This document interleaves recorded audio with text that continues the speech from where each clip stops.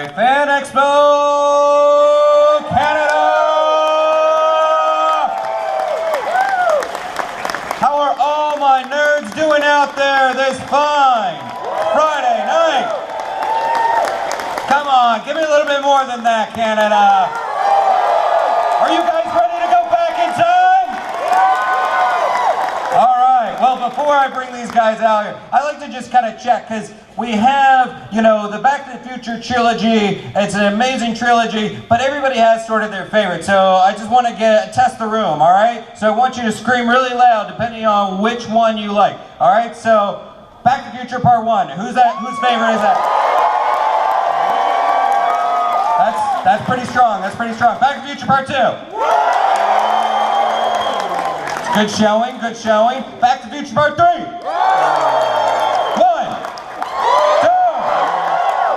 3. All of it. Back to the Future franchise. All right, my name is Aaron Sagers. I'm going to be your moderator for the next hour or so. So we're going to have a lot of fun. We're going to ask some questions. You guys are going to take some photos. It's going to be great. So, before I bring these guys out here, of course, you know the movie, but we have like a little bit of a refresher on the Back to the Future franchise. So let us throw to clip.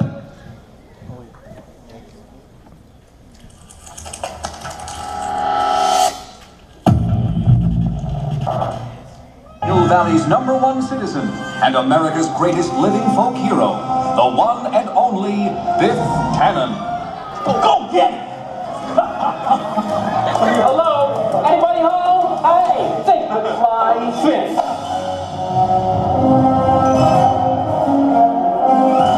Very familiar about all this. You're my girl. I wouldn't be your girl even if you had $1 million. When I was your age, I never chased a boy or called a boy or sat in a parked car with a boy. Well, I'm almost 18 years old. It's not like I've never parked before. Well, safe and sound now, back in good old 1955. Back on the good old 27th floor. Well, you're safe and sound here now at the McFly farm. Great Scott!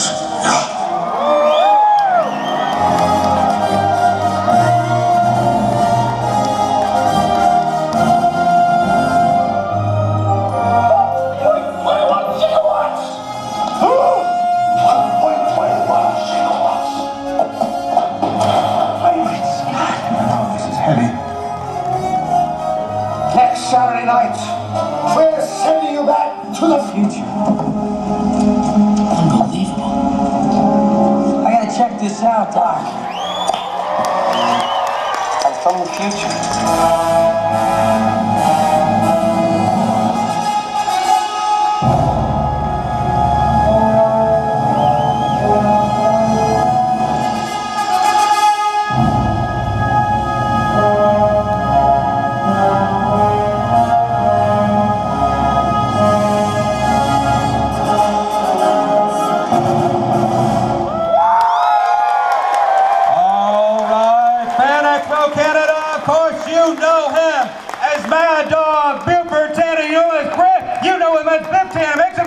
For Mr.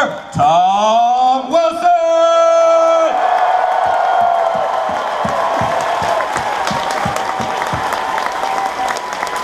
All right, keep it coming, keep it coming, keep it coming.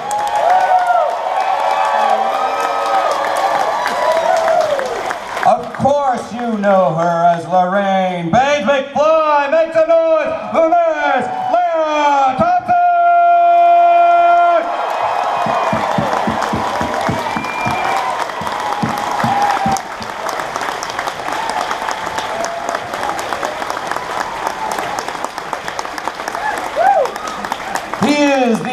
Esteemed inventor of the flux capacitor, Dr. Emmett Brown. Make some noise for Mr. Christopher Lloyd!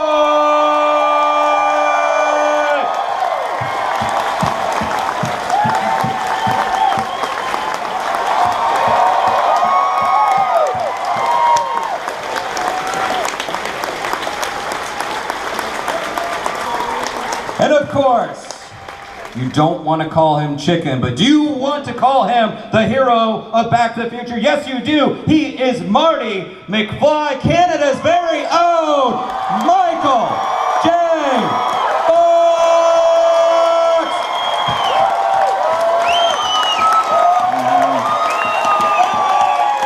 Your cast of Back to the Future!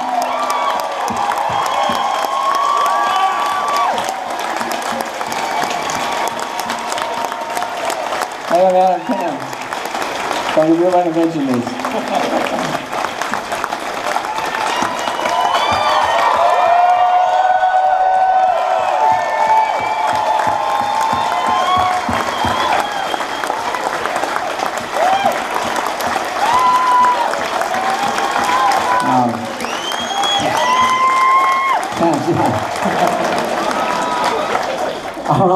I'm tired. I hope they sit down soon. It's really gracious and lovely of you. It's so nice to be back in Canada. I love you all. We love you, Mike. We love you, Mike. I especially love you, dude. Well, man, it's so good to see you guys all together right here on stage, back in Canada. Now, there is a cast member that's missing, and it's the DeLorean. A very important part of the franchise, and I'm kind of curious, each of your impressions, like when you first discovered that, okay, so the time machine is a DeLorean, okay, what's the story with that? Like, what was your initial reactions when you found out that it was going to be a DeLorean as the time machine? Well, the way I came onto the movie, the time between when I first read there was a DeLorean and the time that I was in the parking lot going, you built a time machine out of a DeLorean? That was about a day and a half. So I didn't have a lot of time to process it. I was like, DeLorean, yeah, that makes sense. And then I heard that they, at one point it was a refrigerator or something? Yeah. An abandoned refrigerator, which is really Bob and Bob. So I didn't go with that. Kids, climb into the abandoned refrigerator, it'll be fun.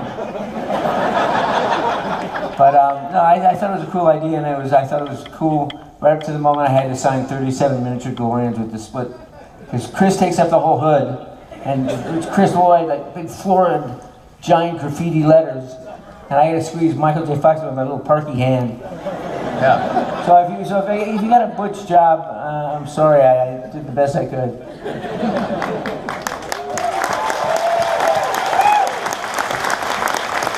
Well, I mean, there was a famous quote, I guess, John DeLorean, right? That's the inventor of it, who actually said, "Thank you for keeping my dream alive." Like, so he credits Back to the Future. Do you want to buy a kilo? Yeah. The second part of that line. Maybe you take the trunk before you take possession. Do any of you have any like recollections about the DeLorean? Because it is not a spacious vehicle. So, Chris, any recollections about the DeLorean? I remember it. Oh. So. I want to be smiling.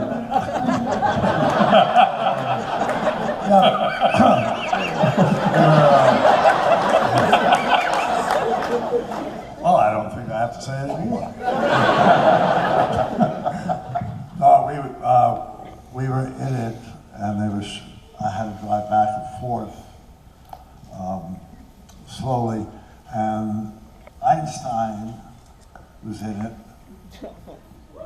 and you might have been in it. No. Oh, Elizabeth Shue. Elizabeth Shue. Now I don't get a microphone. Go ahead. And we had to have the windows closed, and it got really red. really suffocatingly unpleasant. Sometime. And I think that's a hell of a story, don't you think? Well, I never really got to be in the DeLorean until I did Dancing with the Stars. Yeah. And they told me to drive really fast towards a camera, and it doesn't drive very well. Right. And I was like, no, I really don't think I want to kill you just for Dancing with the Stars. No. But that was my only experience of driving it. They don't drive very well. No. Well, that means you probably had the best relationship with the DeLorean, since it's only been for like publicity and like various other things. You didn't have to shoot with it a whole lot. No, I just drape over it for pictures all the time. There you go, yeah. But Tom, maybe a different story from your perspective. I don't need your microphone. Sing.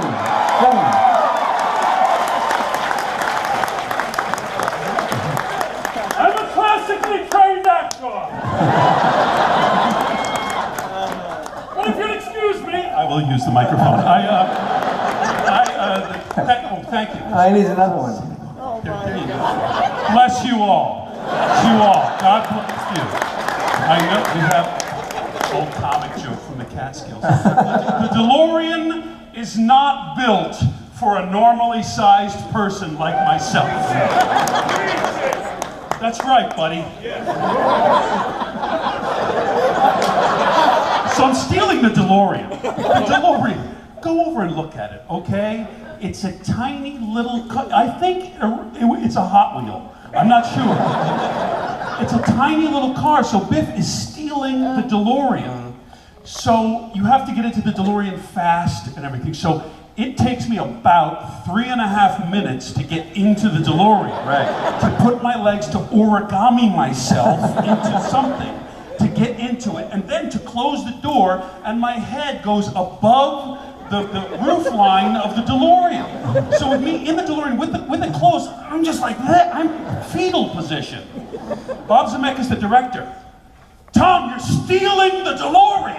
You have to get in the car.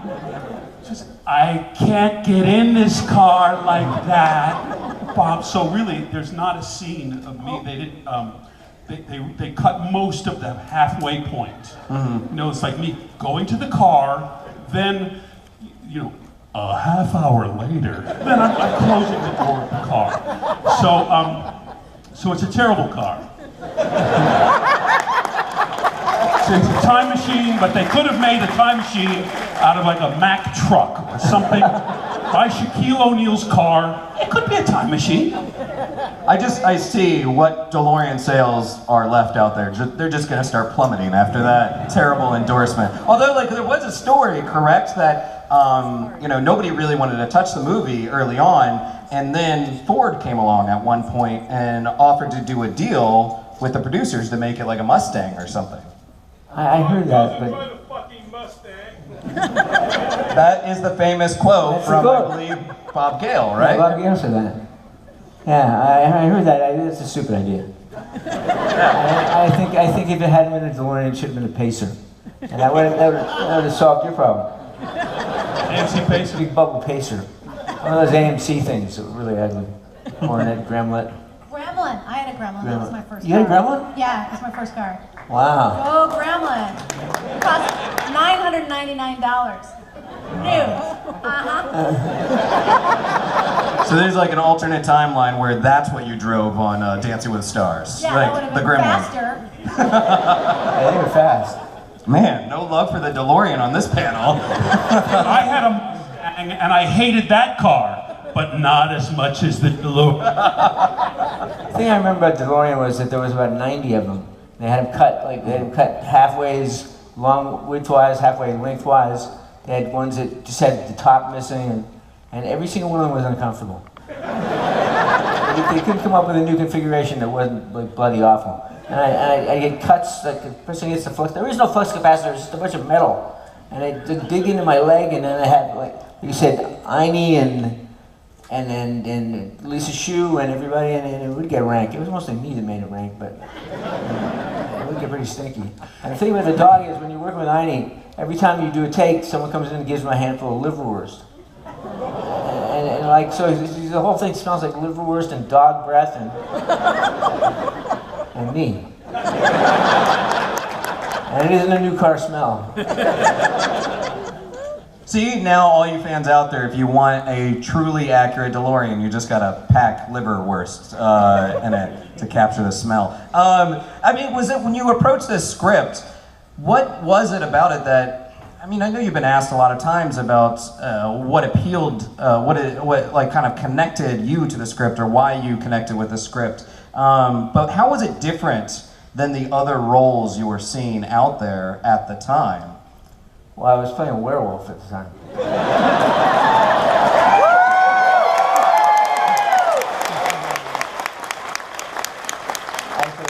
What happened I was shooting, I'll tell the story really quick. I was shooting in Pasadena, I was shooting Teen Wolf, and I was looking in the mirror and I was sucking my lunch through a straw, and I had all this hair glued to my face. And I was thinking, what did I do to my freaking career? And then I heard there was some location scouts on the set that day. They were looking for a Steven Spielberg movie. They were scouting for a Steven Spielberg movie called Back to the Future, and Crispin Glover was in it. And I knew Crispin, and I thought, shit, Crispin got a Spielberg movie, and I'm a werewolf. And then a month and a half later, I was on the film.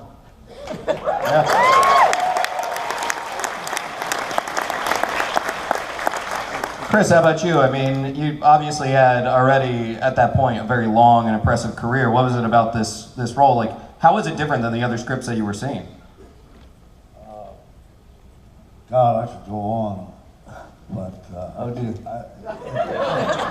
It was basically, you know, when I first saw it, I didn't really get it, and then I read it some more, and something I had like a brainstorm or something. I thought I understood Doc, and then I got really excited because he's written so well, he could really do a job on it. So I got very enthused.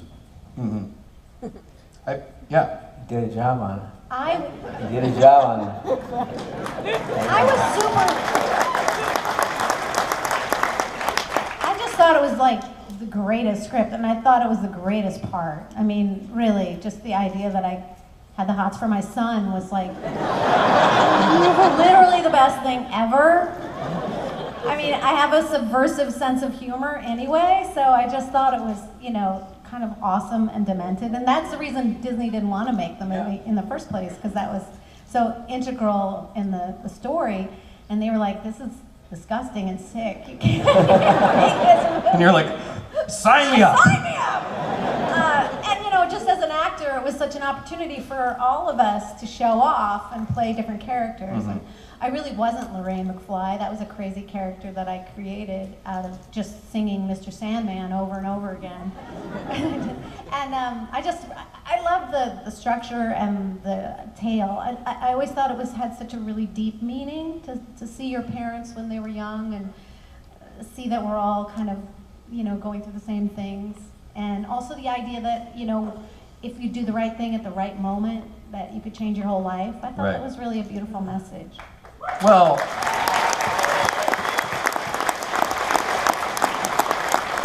be that as it may, back to the incest. Did you, I mean, like, you have a subversive sense of humor and you were kind of digging into it, but like, what about your friends or your agents, other people in your life, were they saying like, if you do this, this is bad news? Was anybody warning you off of it? No, everybody was Steven Spielberg, go! Yeah. I mean, we had the same agent at the time. I mean, they were like, yeah, that was a big project. Yeah. It was a big deal, you know, because to play the different characters and to be in this giant, incredible movie. And, you know, it was just a huge opportunity. What about you? I was very interested in my role because my role represented a job. So I was very interested in that. Because I had heard that you get paid for being in movies. Turns out not as much as you would think, but you do. I was very interested in it. Before that, I was on many episodes of TV shows on a very special Full House. You know, that kind of thing. Yeah. But, and I introduced biscuits and the national commercial for Kentucky Fried Chicken. So, yeah, before Back to the Future, I was Biscuit Boy. You're welcome. Yeah, before me, no biscuits. Okay. But I got the role, I got the audition, and I felt that, you know, in a movie role like that, would probably go to a movie star or something. And I was auditioning to try to be one of Biff's gang members.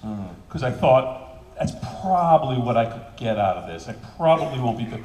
But I did my very best. It just so happened that early in the audition process, when they pair you up and they say, let's see, Tom, go with him and everything. And so you paired up with George McFly's.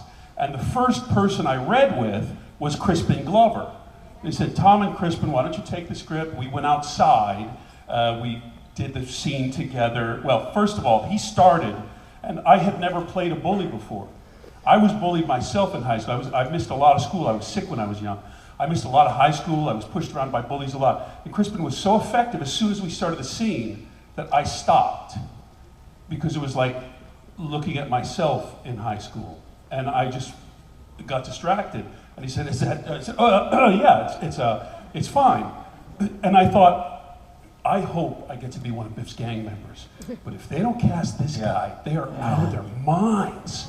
Because man, he was excellent. He was brilliant. So it just so happened I never read with anyone else. It was just Tom and Crispin, Tom and Crispin, Tom and Crispin. Years later, they said, "Oh, that first time when you guys read together, we just thought, oh yeah, those are the guys." It's like, we're done. I mean, we'll make them do the dance and come back 7 more times, but we're done. That's, we got it. Leah, you mentioned Spielberg involvement. Of course, you're going to sign on. That's a big deal, him being an executive producer. Well, he also served as sort of protecting the project at times. There being a note of change the title from Back to the Future to Spaceman from Pluto or something, right? Were you sort of aware, each of you aware at the time that Spielberg, having the power that he did, like Ian does, was sort of guarding this project and keeping it out of the interference of like the big studio heads? Yeah, I think Bob was feeling a little sensitive at the time because I think he'd come off Cocoon or something, and he'd been let go in Cocoon, and I think that hit him really hard, and so he was trying to regather his steam. And so Steven kind of came in a particular situation and really protected the script and protected Bob. And he got him through the machinery to the point where the studio believed in what he was doing and backed the movie. Yeah. I remember, I don't know, I remember that Spielberg ran the camera in my audition in Amblin. It was really, he was so sweet and he made me feel so good. It was like such a great guy. But he knew, Bob Zemeckis is an amazing director. I don't feel like he threw his weight around at all. I don't remember seeing him that often because, Zemeckis was so fun to watch as a director. He worked so hard, and that's the reason so many of you can watch that movie, 50 times and still see something new. He was always trying to pack every single frame full of exciting details, and so you could. I remember him thinking, if someone if someone sees this 5 times, maybe they'll notice this. Yeah. So, yay! Thanks, guys. I wasn't thinking of Steven protecting Bob on the set. I mean, Bob controlled the set. Bob ran the set. Steven was just behind the scenes, making sure he could do that. But the thing I remember about Bob, along the same lines as what you're saying, is we'd be doing a shot. It'd be like 3 in the morning, and something would go wrong with the shot. And we think, well, we'll give this up and we'll do this tomorrow. And Bob would just be working it, and then he'd go, okay, ready? And we'd go and shoot it, and I just thought, this guy will just not die until this picture is done. I mean, he will not give up. He's a dog with a bone, and thank God for it. He was great to work with, and so inspiring. There's a shot at the beginning of the big dance in Back to the Future 3 in the Western town. That it's one of those long shots that goes through dancers and up and across a horse, all the way down into ZZ Top and everything. And I was in the shot, I think Chris was in the shot, Mary was in the shot. We did it, I don't know how, but like 57 times or something, because it just wasn't right. The horse moved a little bit. One of the actors made a mistake on the line or something. And we just did it over and over and over. But I think ultimately it was the commitment to the piece. The commitment to the final movie that we will not settle for any less than it being perfect. So we can do it again. We'll just do it again until it's right. And I think everyone was on board with that. Mm-hmm. Well, what kind of direction would he give you, especially when he has a cast with varying degrees of experience? I mean, it's your first big break, you've done other projects. What kind of director was he with the notes? Was he better? He would say better to me. He would say, do that better. To try it once with being funny. He literally would, he'd go, we had this thing about the look of surprise and amazement, number 33-8. And I would go, oh, and he'd go, okay, what? Then go back to 31. That's good. It got to be where it was such a physical task to do some of this stuff that he would take the pressure off by not loading up a lot of the acting stuff, getting you in the right place where you were feeling creative and you were feeling like you could do it without being explicit to you and saying like this line reading or this piece of blocking or this attitude that you're frustrating me because you don't get it. He would always make you feel like you were a contributing artist in the piece, and yet he knew he was in firm control, which is the best thing. Someone's humoring you to make you think you're making a difference, but he's really running the show, and you can relax and enjoy the ride. Yeah. Chris, you want to add to that? Like, I agree. Do you need another microphone? There. Zemeckis was amazing to me because he could do so many things at once. I remember lunch breaks. We'd all be sitting having lunch, and he'd have somebody in about something. And occasionally I kind of overheard it was somebody would come in with a new way of doing something, with a newfangled gadget, some new technological thing. And Zemeckis would just eat it up. I mean, he just couldn't get enough. And yet, at the same time, I would go up to him, or he'd come to me about something to do with a performance, and he knew how to talk to actors simply and to the point. Some directors don't know how do I tell this actor to do this, for God's sake. And Zemeckis just come right through. He was amazing. And if I may say, I mean, he was such a great student of film. I mean, Crispin and I would have a ball because he would say things like, and then you come in, have you guys ever seen She Wore a Yellow Ribbon, the John Ford movie? I was like, no, I haven't seen it. You know, his assistant, hey, have at the Amblin screening room, set up She Wore a Yellow Ribbon and let these guys watch it. And we just go watch a movie. You know, we watched It's a Wonderful Life that way. We watched, what's the, Lee Marvin, The Man Who Shot Liberty Valance, was all that kind of, I mean, for me, it was like Chris and Michael said, when we got to the Western, and they told me, you're gonna be an Old West gunslinger, you're gonna be very dangerous and have a black beard and everything. And then they said, did you see Jack Palance in Shane? Or Lee Marvin and The Man Who Shot Liberty Valance? So I got to watch these movies. First of all, if you haven't seen Shane, with Jack Palance, everyone's coming up to me, what a great villain you played. Oh my gosh, Jack Palance in Shane, this deadly gunfighter that's just in the shadows of the saloon. And Lee Marvin and The Man Who Shot Liberty Valance. So those were great, just fun to watch in a private screening room with free snacks. But it was a lot of fun. Does it mean he liked you more or liked me less? Because he never told me I could see a movie. He liked me way more than you, Leah. I never got to see Way. I never got to see a movie. Did you guys get to see a movie at Amblin? I don't remember. I saw a couple movies. Maybe he was just trying to get Tom off the set for a bit. He was probably trying to get rid of me. That's great. Yeah. Not at Amblin. That's what we'll go with. Yeah. Get Tom out of here, play him Birth of a Nation. Get lost. You know, when you say Shane, this has nothing to do with Back to the Future. It's just a stupid story. I don't want to tell it, but Shane always makes me think of Alan Ladd. Alan Ladd was this great actor in the 50s, 40s, and 50s, and he was really short, and that's coming from me. And I learned that Alan Ladd used to make other actors that he'd work with that are taller than him walk in a ditch. They get ditch along his path where he was walking, and the actor next to him would be walking in the ditch. And that's the difference between a star and an actor. If you're a short actor, you have to stand on a box. If you're a short movie star, everyone else stands in a ditch. I'm still on the box. Ditch.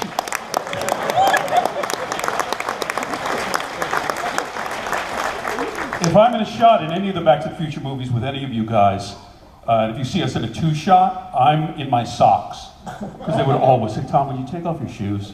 Just to reduce it a little bit. You can have your feet. You stand on your ankles. Well, Michael, while Tom was watching movies in the Amblin screening room, you're running, especially in the first film, you're running between Family Ties, and then shooting at night. Yeah. And you have an excerpt in your book where you talk about like you've got basically a Teamster driving you from one place to another place, and then literally sometimes carrying you into your home and putting you in bed and tucking you in, I guess. And like, so I mean, do you think that kind of shower. What's that? They put me in the shower. Like that was me.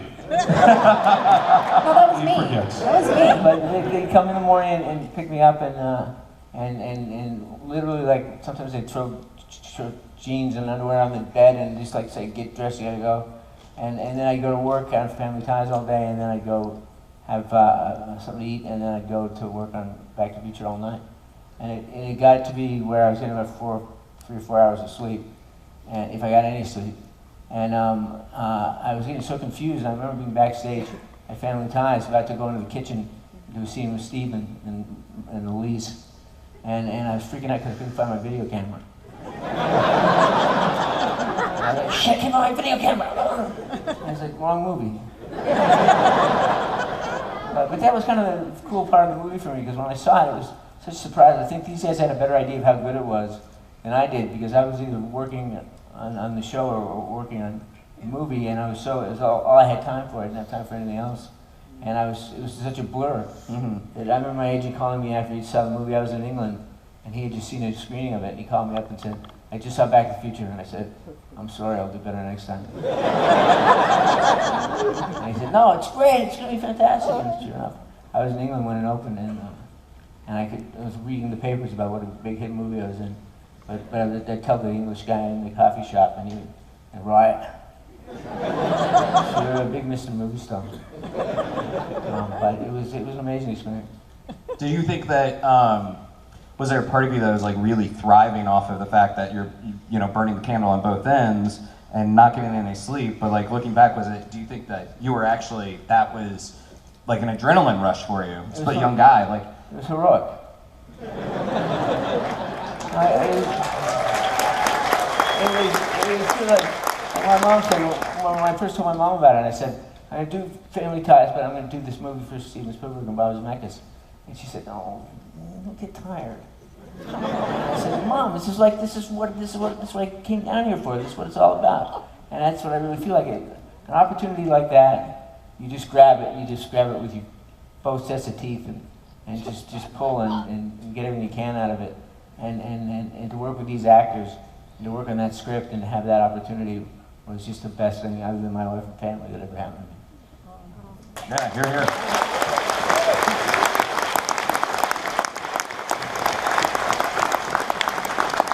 And then, so of course it becomes a massive hit, and then Ronald Reagan mentions it in a State of the Union address, which is like, in 1986, I mean, or now even, would be like very much the peak of like surreal moments when your work project is being mentioned by the president in a State of the Union address. The word surreal and president will ever be linked now.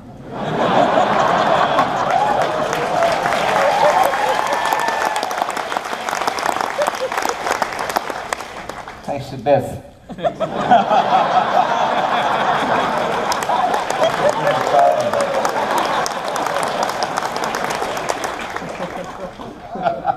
Yeah, I don't even know where to follow up with that one. I didn't even know that story. You didn't know Reagan? Yeah. No. We predicted the Cubs winning and Biff winning the presidency. Yeah, it was Reagan, obviously, mentioned in the movie, president, the actor. Like, in 1986, State of the Union, he says, where we're going, we don't need roads. And so clearly, it didn't connect with you. It wasn't surreal for you. Like, did you? I was busy making Howard the Duck. Oh.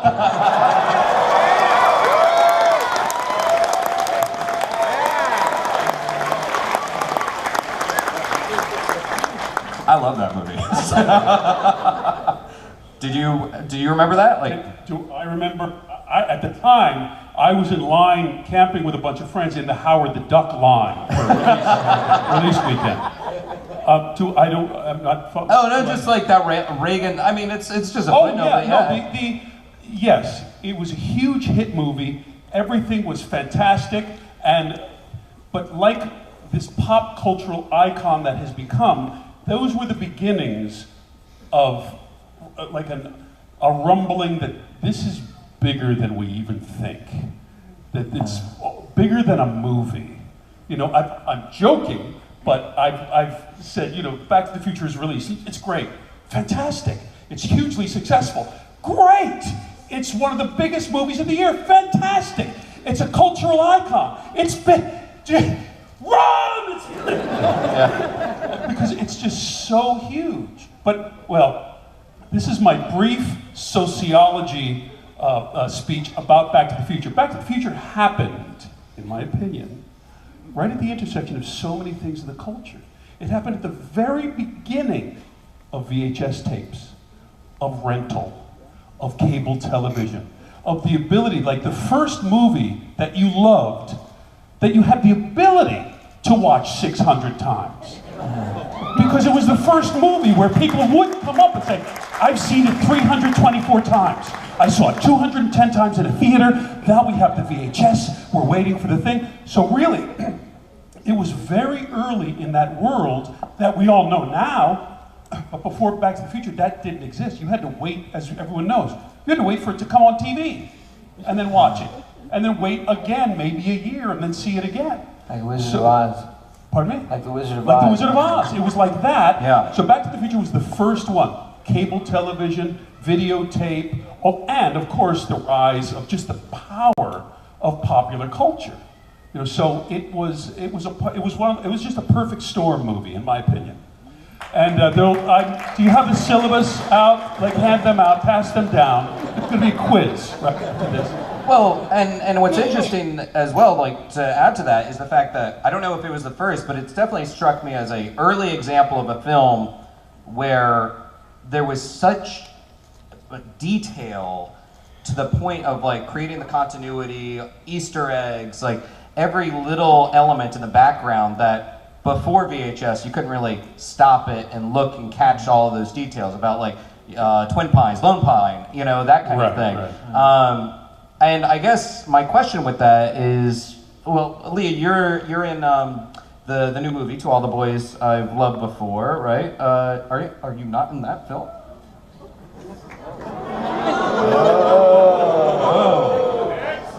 I might be, I don't know. Well, she's in Back to the Future. Yeah, I know. It's well, I guess my question is, and I apologize, I must have misread, but Gotta get off the movie. but it's a good movie. But my question is like, now if you travel back 30 years, you're going to end up in the 80s. So do you think that time frame would really have captured that same magic as the 50s did in 1985? Well, I think that's why it has such longevity, because I think, you know, when we made it, everyone was nostalgic for the 50s. Now everyone's nostalgic for the 80s. And so it's generation after generation can watch this film and get something completely different out of it. So I think that was like one of the amazing things about the movie that they didn't count on. I mean, obviously he didn't do such a great job in 2015, but but that future vision was mostly for funny, you know, the way that everybody was dressed was supposed to be funny. Like no one thought you guys would be watching it in 2018. Yeah. Well, we are running out of time, but before we go, I mean, like, I guess, just for the fans, because we don't often get all of you guys together, I mean, what's sort of the fan moment or fan, like, recollection that's been shared with you that has really kind of summed up how this movie means for other people? When people come up to you and talk to you, has there been, like, a story or moment where it just kind of sticks with you and makes you think, this movie, this franchise is really important? Well, there's so many people like that tell me that it's linked to big events in their life. That people that learn to speak English from watching Back to the Future over and over again. People that went on their first dates. Musicians, really accomplished musicians, who told me very flatteringly that they picked up the guitar when they saw the Johnny B. Good sequence. And John Mayer told me that. And that's pretty powerful because he plays guitar pretty well. How can I be playing longer than you've been alive and I still suck? And you're like, great. And then of course the weirdest thing, most powerful thing is how many times I've been at these conventions, I met all these wonderful people, and people have shown me tattoos with Marty on their ass. That's something special that I get to see everything they eat go down the toilet. Thanks for sharing.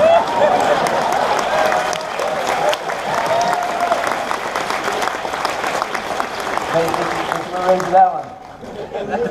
That is a poignant story. Thank you, Mike. I mean, anyone else kind of want to just add into that, like, just sort of the story? I mean, Chris. I'm amazed it happened today. How often people come up, and there was a young woman who came up today and said that she became, I don't remember exactly what she said, but she was affected when she was very young by Back to the Future in such a way that it made up her mind what she wanted to do with her life. And I've so many people over time, I'm sure others experience the same thing, just go on and say, Back to the Future was my childhood, you know? It's like, And I think that's why, yeah. But if I know it's because they're meeting me, but so many people bursting into tears. And it's not because they're just meeting me, it's because they want to express that you represented just a part of my childhood, you know? Yeah. The movies were so incredibly powerful to them and meant so much in their childhood. It's amazing. I brought a kid out of a coma in Scotland. Got a letter from a guy. You know, I was in a terrible car accident. I wanted to thank you for bringing me out of the coma. Because my dad knew that I loved the Back to the Future movies. So he just started playing them over and over and over. Wow. And he says, I loved Biff, so he would play those Biff scenes. Hello, anybody home? Hello, anybody home? Exactly. And he said, and I kept hearing Biff's voice in my coma. Saying, hello, McFly, anybody home? Anybody home? Anybody home? I finally woke up. But, you know, but that's how it's gone everywhere. Is that true? That is absolutely true. That's absolutely true. That is so cool. So, McFly, anybody home? Yeah. And that's now that kid's inner voice, just constantly. Yeah, you're welcome. I can't top those great stories except for to say that it is really an honor that you are all here. And it is I'm so grateful, and I know we're all so grateful to have such a wonderful.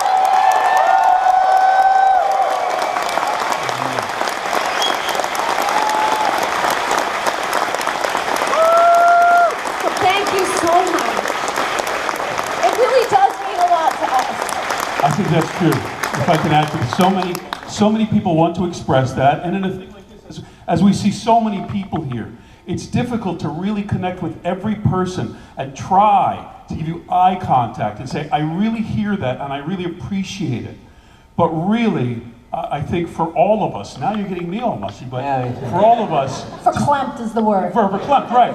But to work so hard as we did, as Mike certainly did, and he's right, it's heroic, but it's just an incredible feeling to work really hard and have so many people come up to say, I really appreciate that.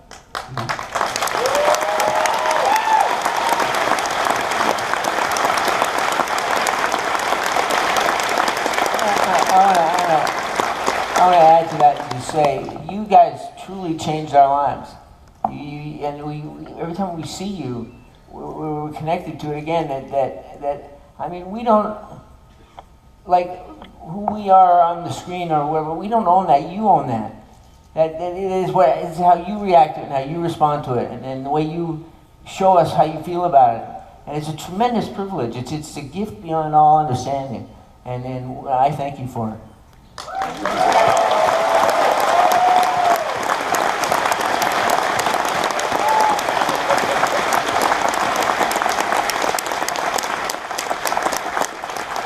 Well, guys, on that poignant note, not as poignant as the tattoo on the person's butt, but poignant, We have reached the end of our panel, but the fun does not end here. Of course, we've got Fan Expo Canada, goes all weekend long, and I want you guys to say hi to these guys, but make some noise, man. Like, give it up for Tom, Leo, Chris, and Michael, our Back to the Future cast.